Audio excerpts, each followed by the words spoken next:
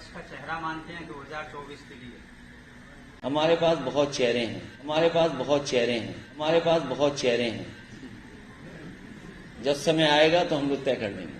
लालू जी ने इससे जुड़ा हुआ एक कमेंट किया था कि बड़ा क्या चीज?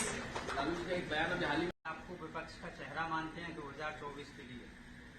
हमारे पास बहुत चेहरे हैं। जब समय आएगा तो हम लोग तय कर लेंगे। लालू जी ने इससे जुड़ा हुआ एक कमेंट किया था कि बड़ा क्या चीज? लालू जी ने एक बयान अभी हाल ही में आपको विपक्ष का चेहरा मानते हैं 2024 के लिए? हमारे पास बहुत चेहरे हैं। जब समय आएगा तो हम लोग तय कर लेंगे। लालू जी ने इससे जुड़ा हुआ एक कमेंट किया था कि बड़ा क्या चीज?